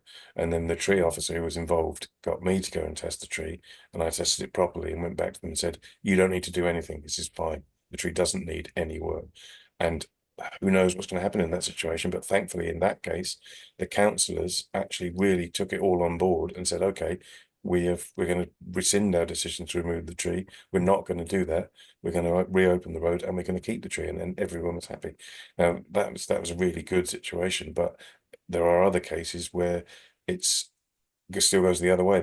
One of the ones that prompted me to do that webinar was a case which I'd been involved with. I won't go on and on about all the detail, but basically I'd been asked to review reports by others because they knew that I was able to look at these reports, and because I wasn't there and couldn't actually visit the tree myself, I was telling them all the things that were wrong with the report. I couldn't say to them the tree is okay. All I could do was say that there's no reason, no justification for removing the tree based on this information, because this information is very flawed. I will come and test the tree, but I was away doing work elsewhere. And in the end, the tree officer agreed with what I was saying, but the risk manager above him said, no, we've had this park closed for 2 weeks now. In fact, these trees were absolutely fine. They're in that webinar. You can see once the trees were felled, they were fine. There was no reason to remove them at all. And I knew that, but I couldn't prove that when I was distant, and I hadn't tested them myself. All I could say for certain was that the test results that were prompted the decision to remove the tree were flawed, and that was a very unfortunate situation where it went the wrong way. But that's my I mean, it would depend very much on the confidence of the person making the decision to remove the tree, which report they believed. And the problem is, in many cases, not just with this specialist equipment, but if you get 2 or 3 arbs to look at one tree, you'll get 4 opinions. You know, it's a difficult situation. And so, you know, because we're dealing with the forces of nature and so many variables, there are lots of cases where most people will say this is fine or that's fine, but there's always going to be cases where one individual's view will be quite different, and who do you believe? And this is which opinion do you give the most credence? It's difficult. I mean, this is such an interesting sort of area, because we had a tree which still fills me with such horror that was felled in a local park, a big willow tree, beautiful tree, the best tree in the park. It was about 80 years old, maybe a bit older, and they felled it basically, we think, because of tennis court refurb. They were just and they're now charging for. And I took 2 arbs to see it afterwards, so we really challenged what they were doing. They did it very quickly they didn't tell anyone in the area. And we took Russell Horsey, who happened to be down visiting us so coincidentally, and Professor Jeff Duckett, who's part of this group, is a botanist but has surveyed trees for years as well as part of his, and they both said the tree looked fine and it had just been strapped or could have been trimmed a little bit. Right. So we took what they said, although the tree had been felled. Okay, so but I think it's sometimes worth pursuing why a tree has been felled even post felling, because I think, you know, but the council basically said, well, who are we going to believe, our expert or your experts? You know, like our experts. Yeah. So that's even more contentious when you're a campaign group who's seen as, you know, a sort of pain in the butt, essentially. So you're even less likely to get your opinion, your experts' opinions kind of across, you know. So the whole area of opinion, it's a tricky, sort of sticky area, isn't it? Ali, do you want? It might be good if we could somehow get a list or a network of arbs who are particularly good at particular things. So, you know, we don't always have to call James Chambers if we want someone to come and review a tomography report. We could get someone we might find someone that's in the same county at least. Yeah, there's definitely lots of good people out there, and don't, you know, I'm not trying to elevate myself in any way. It's you know, we're all learning, we're all still, you know, building on the experiences we have, and we're just trying to do the best we can in this thing. I think it's very difficult in situations where, if you've got a local authority tree officer who's already requested an external consultant to provide a detailed report on a tree, it's quite clear that they're relying on that information and weren't able to come to a conclusion. Either they weren't able to come to a conclusion themselves, or they want to have a second opinion to back up the decision that they've come to. And so, you know, it's all very well for me to sit back, look at a couple of pictures and go, well, I don't think that makes sense. You know, I know better than that. That's not what I would say. But to say, I think perhaps this isn't, wouldn't come to the same conclusion as they have, but it's just a different opinion. And so there's no reason why the person in charge of making the decision, who's responsible for that tree, would want to listen to one person over another if they're just based, you know, unless there's enough information for them to make a decision themselves based on that evidence. And that's not always possible, unfortunately. And with tomography, the outcomes, you know, depending on how it's interpreted, can be so entirely different. Well, they can. I mean, and this is the thing that really troubles me, is there are instances, all the ones I've mentioned, which I mentioned in that webinar, were so immediately, obviously, cataclysmically wrong.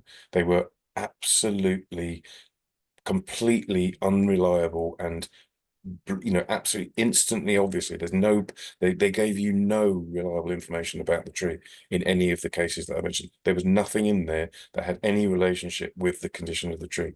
And for me, it was immediately obvious because I know how to use the equipment. Whereas if somebody who has never received this kind of report is being told this means it's okay, how can you tell that? Which is why one of the things I'm very pleased, which I'm hoping is going to come out soon, is a series of questions for the person who receives a report that they can look at and say, does it look like this? Does it look like this? What do you look for this? What's that? What's that? A load of kind of almost a flow chart of questions, which the person who's never seen anything like this before can ask those questions. So they don't simply rely on somebody saying, this means it's dangerous and you have to do something about it, which is often what is the case, unfortunately. Yeah, no, that would be excellent also for us to see that as well, so we know the questions perhaps to ask. Yes, well, this is going to be very well publicised by the AA, so I'm hoping, I'm not speaking out of turn, it'll be hopefully in the next few weeks, because of, you know, I've got lots of friends who work at the AA, and we're all sick of seeing trees felled unnecessarily based on bad information. Yeah, that's so great. Any other last question for James? Because I'm just thinking time-wise, it'd be good to get on to some other bits, but it's been really informative, really brilliant. And, thank you for having me. Thanks very much for having me. We're really keen for, you know, to learn, to you know, hear from experts in the field, people who are really experienced. So we're learning all the time as campaigners as well. Campaign group. We obviously, a lot of us are lay people that are just learning as we go, you know, so it's really useful to hear from, you know, arboriculturalists and people working in the industry and learning. And yeah, so it's been great, James. Great, well, it's a pleasure. Thank you for having me, and if I can help again in the future, please, I'll be happy to. Yeah, thanks so much. Lovely. Okay. Thank you all. I'll head off. All the best. Thanks very much, everybody. Thanks a lot. All the best. Thank you very much. Appreciate it. Okay.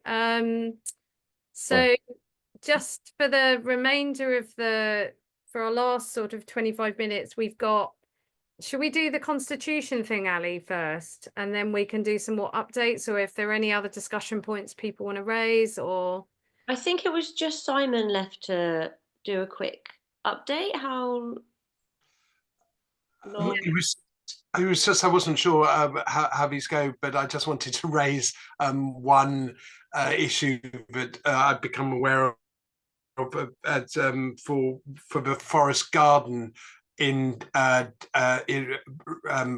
Dartington Trust. I don't know if this has come up with you before in previous meetings, but it's a lease for an agroforestry, the Agroforestry Research Trust's forest garden. It's an agroforestry project which is sort of pretty innovative. It's been running for 30 years. and be 31 years, being developed by one agroforester. It's a fantastic garden that I became aware of a few years ago, but the lease has come to, or is coming to an end, and the Dartington Trust are going to redevelop the site. So this 2-acre forest garden and a research project is potentially under threat. I'll put a link in the chat. They've got the current tenant has got has set up a website and a petition to try and save it. And I'll put the link in the chat, and you can follow it and sign it. And yeah, I heard about this case. He's been giving quite a few updates.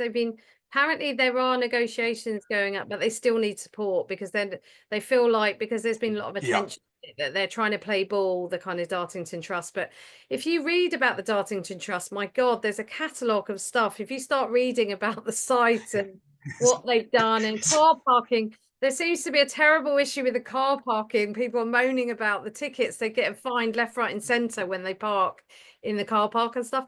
But yeah, I think this is a really important one, because all these little pockets of kind of brilliant, you know, rich ecosystem, you know, that are just kind of, everyone seems obsessed. It seems since the government has just gone, let's ride roughshod over everything, you know, let's not, you know, forget lizards, forget gold-crested newts and bats. Let's just, it seems like everyone's going a bit gung-ho for like building on everything, you know. But yeah, thanks for that. That's really good to have raised awareness on that. Julian, I know you've been waiting patiently for a while. Do come in. And yeah, well, I was just going to say, I'm part of a thing called Save Lee Marshes, which is East London, between Waltham Forest, in the sort of Lee Valley, which runs up into actually goes past Haringey as well. So recently we had National Grid have started cutting back under pylons. I don't know if anybody else has come across this. So they were cutting back trees because they say that they're going to be putting up new cables, and they need to have greater clearance between what is underneath the cables and what is underneath the cable. So therefore they're removing trees and growth underneath the cables to a certain level. So it's not, I mean, it's going to happen, but we are going to have discussions with them about what they're doing in our particular locality to find out what they're going to do to replace the trees they're cutting down and so on. But I don't know if anybody else has come across this. Obviously, it will be happening all over the place, because there are cables and pylons running all the way up the Lee Valley, for example, and other places. So you may come across a similar situation. Anyway, that's just going to say that's a little bit of news about what's happening in our part of the world. yeah, and how big are the trees? Are there lots of mature trees near these pylons? No, I wouldn't say so, because most of them are close to pylons anyway. So it's not really that we're very concerned about this, in the sense that we know that it's going to happen. It's more what they're going to do to, you know, mitigate the damage, replace the trees, make sure that the trees they plant survive, kind of stuff like that. So but it doesn't seem as though anybody else has had this experience. So I'm just saying this is happening anyway. Anyway, that's all I have to say. You've had a lot of trouble with the, you know, building stuff going on in the Lee Valley, and did you end up losing those trees in that lovely little woodland area? I think you're thinking about the work that was done for Thames Water. Yeah. So well, I know there were some trees that you were trying to save in this kind of orchard area near the under the Sun Cafe. Is that right? No, I think it's supposed to be somebody else. Oh, sorry. Okay. It's okay. Yeah. I know Thames Water did. Yeah. There was a big pipe that was, and they chopped down a lot of trees around there. That's right. I mean, again, I think it was done quite well, because there were people like Russell Miller, for example, who was involved with making sure that that was done sensibly, and that there was proper, remediation, and that there was a coppicing done in order to save some of the trees. So the whole process was done I mean, there was consultation, and Hackney Council set up meetings with people like ourselves to review what they were doing. So I mean, I think some of this work, to be quite blunt, has to be done. We didn't object to it being done. We were again concerned about what they're going to do, how they're going to make sure that the damage is limited, and in the case of the National Grid, what they're going to do to make sure that we have proper, planting. And some of the planting, of course, under the new biodiversity rules, has to be done in the locality. So again, it's to check that they are abiding by those, by those rules. So anyway, okay. Thanks very much, Julian. Thanks. Yeah.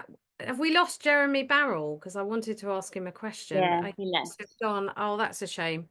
Okay, hopefully he'll come back, because it would be great to get him to do a talk, actually. He did say see you next time. So Oh, that would be great. And just a quick note on May. I think we're going to skip May because of various reasons. I'm away in Italy, and Ali's busy with the tree festival, and I think we're going to skip, but we'll be back in June. Hopefully we're going to have the tree lawyer Sarah Dodd. I've got to ask her about that date. But if you know any other really good people who work in the, who know about trees, or experts, or do let us know, because I think it's really nice to have someone come in for about half an hour just to kind of give us some, it's nice to have sort of topic and theme meetings if we can, because I think, it's really good to learn stuff as well as hear about all the stuff we're doing.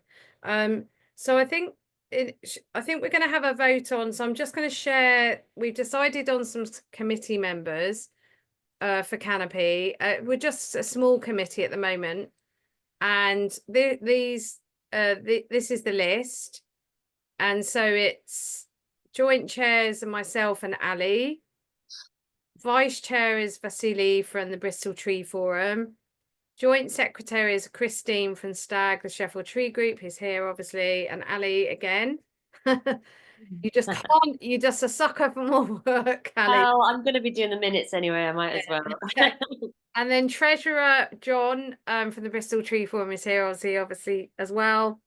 The treasurer role, I know, John, you were thinking if anyone else wanted to, it's not going to be a huge role because we haven't got a big bank. I don't think we're going to have a huge amount of income coming in and out. In or out. No. Yeah, so it's going to be quite a light sort of, once it's set up and we've got our bank account set up properly. But I suppose what we wanted to do was sort of take a vote on that. If anyone, just basically raise your hand to say that you're okay with that. If you are, it's a bit informal. If anyone else would like to sort of join that little sort of committee, we'd be very happy for people to join. But yeah, if you put your hands up, if you're okay with that, I'm assuming most people are okay with that. That sort of, do you want to see it again? Just yeah, I don't know, I'm not really counting hands, but it seems like most people are okay. Yeah, it's a few. Maybe do a thumbs down if you don't. I think it looks like 1, 2, 3, 4, 5, 6, 7. It's really only because we want to set up as like a CIC or something, and get a bank account, and we need to tick some boxes and and do everything properly. So it's really only that. And there would the reason I volunteered for the treasurer is because I've done it a couple of times before. Opening a bank account, and I kind of know the process. But I did say, for having done that, if anyone's desperate to take over the role of treasurer, I'm quite happy to relinquish it. I thought it might be quite useful if I just set up the bank account in the first instance. You're not the most reluctant treasurer I've ever come across. Yeah, no, that's great. I think that was good. I think we're in. Yeah. So we've got, and then we just need to vote on the constitution as well. Say that again. Sorry, you're gonna. We need to vote on the constitution as well, which I shared to everybody. I think Joe's got a question. Joe. Sorry, because it's a bit confusing raising hands. Can we have a thumbs up instead? Because it may be that people are raising hands because they want to ask questions. I see Paul's got their hands up still. So maybe thumbs up for an affirmative or a thumbs down for a negative.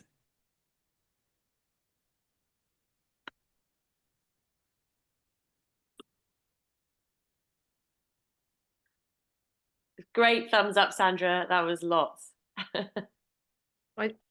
Okay, I think that. Mira, thumbs up? Is that okay? Yeah, okay. I'm very Everyone is okay or doesn't care. Trouble is the thumbs up disappear after a while, don't they? okay. Okay. Yeah, so I thought can I just give a little update? The last 15 minutes. Oh, we would need to speak about the Constitution. Ali, do you want to talk about that? Yeah. Yeah, so basically I distributed it to everybody in an email this week, and it's fairly basic. I got a few comments from people, but I think largely it was fine, and we can review it. I think if we wanted to we can do it at the AGM. I think maybe, I mean, we might as well do AGMs like about this time of year, since it is when we've started.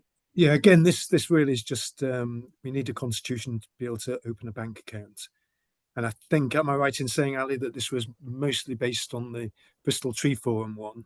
It was a bit Bristol Tree Forum and a bit AI, and then I tweaked. Okay. But I think it's okay. I mean, it's sort of in line with our manifesto, which we all anyway. And based on the fact that the Bristol Tree Forum was adequate to open a bank account, I'm sure this one will be fine. Yeah, no, yours was we great. can change it later if we want. Perfect space, absolutely, yeah. So brilliant. Oh, Ali, your sound's coming in and out, your audio. I don't know why. Was that everything on that point? Yeah, we just need to vote on it. Anyone that's read it and is okay, if we could do another round of thumbs up. Thumbs up. Paul got a question, or is that Hans? Paul's going to give an update in just a few minutes, but if everyone could just give a thumbs up, I think that, yeah. Great, thank you. That's very informal. I'm sure most of you have been reading it avidly every night at bedtime. Yeah.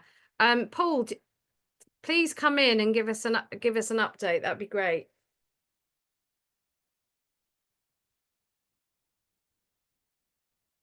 Paul? Sorry, I had you in my pocket when I'm digging a marsh, which is very, very on brand. Hi, yeah, so quick update about stuff on the ground. You may have seen what happened in Falmouth last week, where another tree felling situation and another situation with police on the street swearing blind the trees had to go, and they were definitely going to start arrests at 9:20. 9:20 came and went, people climbed the trees, and then they called it off for the day, and now there's a 3-month moratorium on felling, which is great. But it once again just really showed the need. People I'm not entirely saying this, people on the ground have said that if it wasn't for me being there just kind of reassuring on the law, and that the police are basically talking bollocks, as they do, that they probably wouldn't have been able to stand under them and block them. So it just really underscores the need for this kind of easy to access guide. So I'm going to try and redouble efforts. I know before that they've sort of got a bit stuck in there being so many different potential scenarios, but I think even a kind of 10-12 pager setting out the basics on trees so that people can understand would be great. And I'm thinking of framing it in a rights of nature way. So looking at the rights of trees and then what those rights might be and how ordinary people can help make those a reality in situations on the ground. So if anyone has any ideas for that, I mean, most of you are going to be aware of the kind of stuff that would be in that guide. It's not necessarily aimed at you, it's aimed at people who just approach this for the first time, so they don't have to keep learning the same lessons over and over. But to be honest, one thing that could be useful is people's thoughts on what the rights of trees could be, because actually it's not as easy as it first seems to work out. You know, do they have a right not to be topped? As we saw in the last question, that's not necessarily an easy one to decide. And I think also the rights of street trees are very different to trees in forests. So my email is paul@lawyersfornature.com. If you have any ideas on what the rights of trees could be, or what a guide for ordinary people to make them a reality could look like, just drop me an email with any thoughts. That sounds amazing. Paul, is there any chance at all you can come to our June meeting on June and maybe like present that? Yeah, definitely. Yeah. Like it will be on June the first June in is the 3rd, Tuesday the 3rd of June. Okay. Yeah, I'll put that in my diary. Yeah, happy to come present. Hopefully I'll have something that vaguely looks like some kind of, and actually that could be maybe a chance to if it's gone public, to give some ideas of how we could edit it, but if it hasn't, sort of give some editing ideas on it. So either way, yeah. And well done last week. You're kind of like a bit of a super tree hero. You're like fly in. You pop up everywhere, and it's like that. It was very convenient because I was basically at a conference at the Eden Project that morning. So I was like, well, I'm an hour away, so I could pop. I mean, obviously I wouldn't come down from London for that. It's quite expensive, a lot of hours. But I was already down in the neighbourhood, so I was like, I'll just pop by, and literally had an hour-long conversation with the police officers, which was quite interesting. And then one of the protesters kindly dropped me to the Eden Project afterwards. So I just dropped in, helped save the trees, onto the conference. And they're trying to chop them because they're saying that they're the pavements. They're sort of just. Well, we don't even know. This is the weirdest thing. There's a little speech I do. It's on Blue Sky on Twitter, I think, where I'm talking to the protesters and basically saying it's really outrageous because they won't even tell them why they're felling them. We think that it's because of root penetration to the house next door, not subsidence, because it's not on clay, it's granite. Like just root penetration, which they can just chop the root off and put a barrier in, but they won't even reveal what the problem is, which is what is particularly outrageous. And the police said, "Oh, we've seen the report, but we're not going to tell you." Really awful. It goes against the transparency of this. Yeah, completely against anything. Yeah. It's ridiculous. Anyway. Unbelievable. Thanks so much. I was just going to give a really quick update on the plane tree at Oakfield, which is Oakfield Road, the one that we obviously occupied for quite a long time, a couple of years ago. And there's been various sort of proceedings, which Paul helped us with locally. It's been brilliant. And then it went to a JR last year between the homeowner and the tree. It's a really complex case, but anyway. And then the judge, perhaps unsurprisingly, found with the council and the kind of established view that the tree, he sort of didn't take in all the nuanced arguments. And then so the homeowner appealed it, and then it's just been rejected, which is it's devastating and upsetting. We got that last week. So that our tree is now vulnerable again. We don't know what's going to happen, whether the council is still going to come after the tree to try, whether they're being pressured by the insurers to recoup their costs. Both the homeowners got quite a successful outcome in terms of their homes because the insurers eventually bowed to pressure and have agreed to underpin their houses. So in that sense, they are actually getting what insurers should actually be doing, as in underpinning the houses and not blaming it all on trees, damage on trees. But unfortunately, we don't know what this means for our tree. It's very uncertain times. So we're going to hopefully speak to Alice Goodenough, who's a brilliant lawyer who's in our group, about possibly, at the moment, there's no public consultation that has been announced in terms of the tree. So it's kind of a waiting game, really. But yeah, so that's a bit of a disappointing result in terms of, just we're finding with these a lot of, it's very establishment. It's an establishment response to kind of the law, the public law, and what it says. Again, it's the implication a tree just has to be implicated in damage and can be felled. And that it just seems so fundamentally wrong that everything else is put ahead of the tree's value still, in terms of property. And the insurers obviously are not doing their part, and they've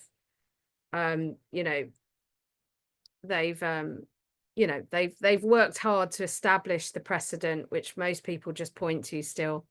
So that's pretty upsetting. So that's an update from us on our plane tree. Lawrence, do you want to update on Chester? Is that? Yeah, so hi. Chester is big plane tree in Southend. Southend, yeah. sorry. Southend. Yeah, so just a few points from me. One of our party, Katie, has written a child's book called Chester the Big Street Tree. So when we have a reveal for that, we'll let everyone know, but it's just a nice little way of sort of engaging with the young folk, I guess. We've instructed a lawyer on a human rights basis, a barrister actually. That's been sent to the local authority. At the moment, they haven't responded, but if we could probably share that, or if you guys can share that, that'd be really great, great support. And that's something that we want other tree campaigners to use, and that's on the human right grounds that the tree is in a deprived area as well, as much as other things, but quite a lengthy document. But yeah, if anyone can share that, that would be fantastic. And then we had Lawrence, can you remind me to share that later? Send me an email and remind me to. Yeah.